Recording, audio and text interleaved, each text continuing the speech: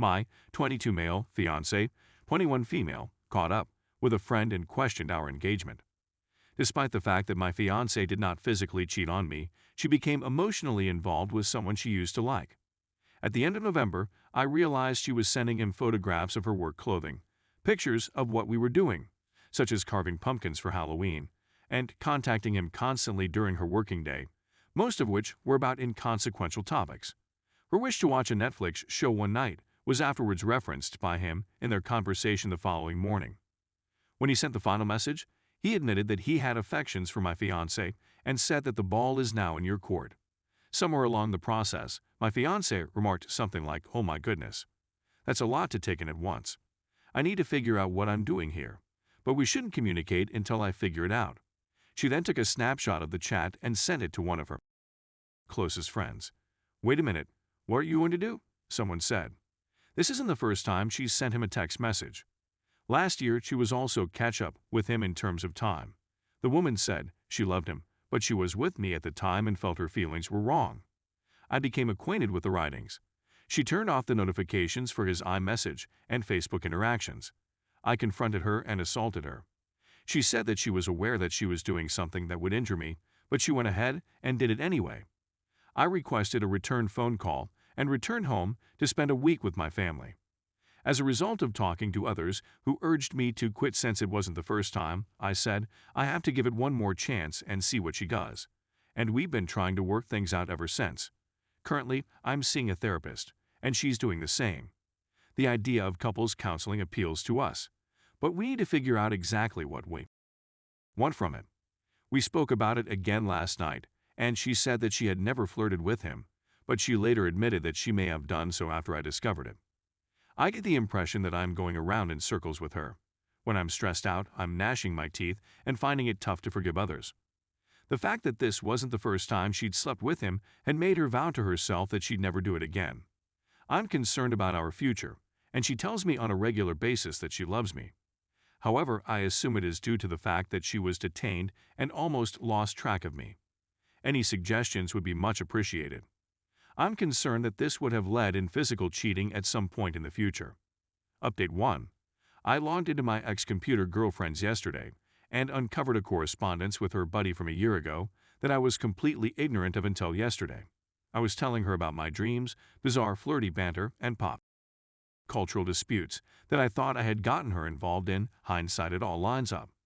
She had a sensation that something was going on in 2019, although she wasn't sure what she was feeling at the moment. We were still dating at that point and not engaged. I also found out 4 weeks ago that she had decided to call it quits on our romance.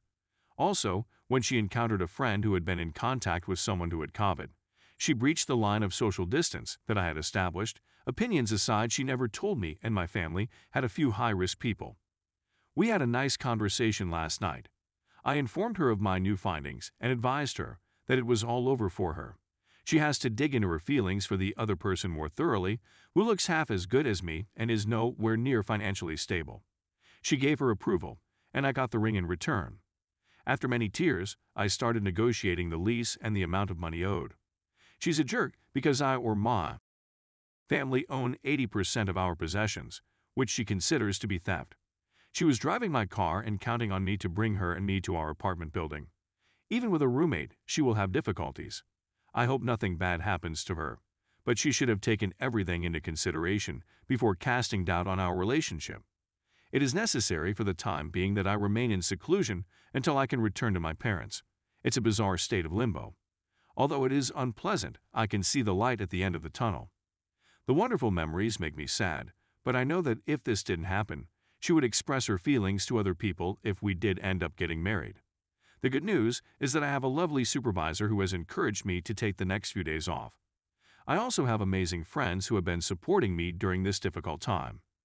The fact that COVID pushed us to postpone our wedding, which would have been 1 week before the big day, is something I'm glad for. Update 2. Our lease on our flat came to an end earlier this month. We were able to get out of the lease with little to no financial consequence on our part. Once everything was in place, it was like taking a huge breath of fresh air.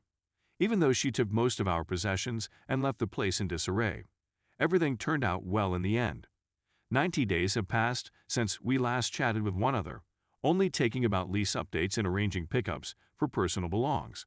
This was the best choice available. It was difficult at times, but it allowed me to devote more time to my own personal growth and development.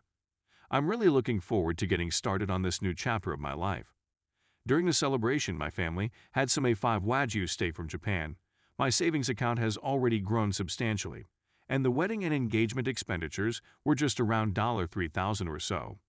After all, it's a little price to pay in the larger scheme of things, a lot cheaper than a divorce. I'm getting back into shape, pursuing old hobbies, spending time with family, and hope to continue meeting new people once the COVID has subsided a little. I'd better get moving since I've been informed of a new work chance.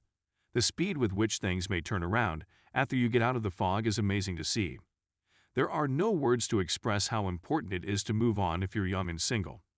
The decision to stop things 2 months ago has been so much better than the decision to try to make things better in the same amount of time.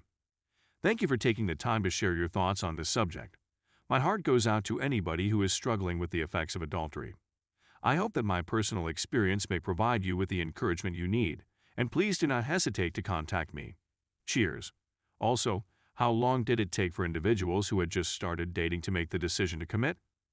I realize that it differs from person to person, but I'd want to know what your plans are in terms of time. In my opinion, 6 months after D-Day is an appropriate amount of time. Despite the fact that I'm pleased with the way things are going, I would want to devote a little more time to myself. Edit. Someone inquired about the automobile predicament. She was driving my vehicle just before we split up. She was involved in an accident. No one was hurt. The insurance company paid me a substantial sum for the complete loss. She was not at fault. So I went out and got the automobile we had planned to have after our wedding. She was furious when she found out. Update 3. It's been more than a year since D-Day. I cannot express my gratitude to this group enough. Without you, I would not be in the position I am in today.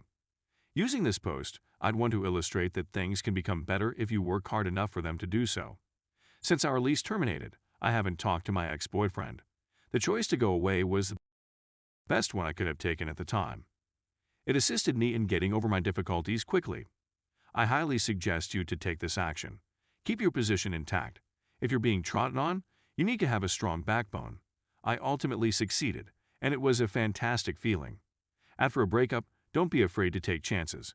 Within 3 months, I was offered a new position that I would not have accepted if I had remained in my former relationship with my boyfriend. In addition to reconnecting with old acquaintances and spending time with family, I started participating in new hobbies, such as hiking. Create new personal goals for yourself now that you are no longer a part of a team. As a result, you must now create goals for your own future.